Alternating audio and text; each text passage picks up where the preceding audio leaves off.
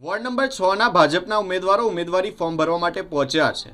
ધરતીબેન સોની, અનિતાબેન વીરપુરા, રંજીતભાઈ રાજપૂત અને પવન હેમનાની આ ચારેય ઉમેદવારો પોતાના જનસમર્થકો સાથે પહોંચીને ઉમેદવારી ફોર્મ ભર્યું છે। આ સાથે જીતનો વિશ્વાસ પણ વ્યક્ત કર્યો છે। સંસ્કારી નગરી વડોદરામાં આવનારી 26મી તારીખે યોજાનારી મહાનગરપાલિકાની ચૂંટણીને લઈને આજે નામાંકન ફોર્મ ભરવાનો અંતિમ દિવસ રહ્યો હતો। તે જ અનુસંધાને વોર્ડ નંબર 6માંથી ભારતીય જનતા પાર્ટીના ઉમેદવારો ધરતીબેન સોની, અનિતાબેન વીરપુરા, રંજીત રાજપૂત અને પવન હેમનાની છાણી ખાતે આવેલા નર્મદા નિગમની કચેરીએ મામલતદાર સમક્ષ નામાંકન ફોર્મ ભરવા માટે પહોંચ્યા હતા। આ દરમિયાન સમર્થકો અને કાર્યકર્તાઓની ઉપસ્થિતિ વચ્ચે ઉમેદવારો દ્વારા નામાંકન પ્રક્રિયા પૂર્ણ કરવામાં આવી હતી। ચૂંટણીને લઈને ભાજપના કાર્યકર્તાઓમાં ભારે ઉત્સાહ જોવા મળી રહ્યો હતો અને હવે પ્રસાર વધુ તેજ બનાવવાની શક્યતા છે। Ward number 6 Bharatiya Janata party તરફથી સામાન્ય બેઠકથી આજ રોજ મેં ઉમેદવારી નોંધાવી છે અને તમામ ચારે ચાર અમે ઉમેદવારોએ આજે ઉમેદવારી અહીં નોંધાવી છે।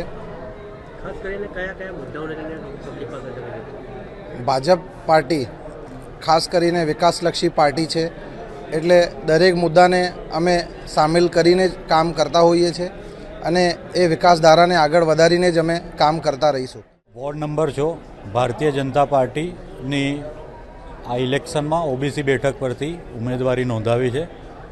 વર્ષોથી પાર્ટીના કાર્યકર્તા તરીકે કામગીરી કરી અને પાર્ટીએ મને જે આ તક આપી છે, આપના માધ્યમથી હું હૃદયપૂર્વક આભાર વ્યક્ત કરું છું અને પાર્ટી વિથ ડિફરન્ટનો જે ફરી એક ઉદાહરણ આપ્યું પૂરું પાડ્યું છે કે એક અદના નાના કાર્યકર્તાને પણ પાર્ટી ગમે તે સ્થાને લઈ જઈ શકી છે।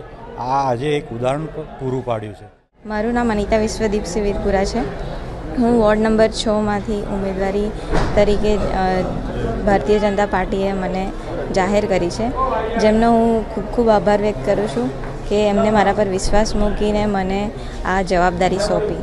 તો હું આ જવાબદારી પર ખરી ઉતરીશ અને જે કંઈ બી વિકાસલક્ષી કામો હશે એને હું આગળ વધારવાનો પૂરેપૂરો પ્રયત્ન કરીશ।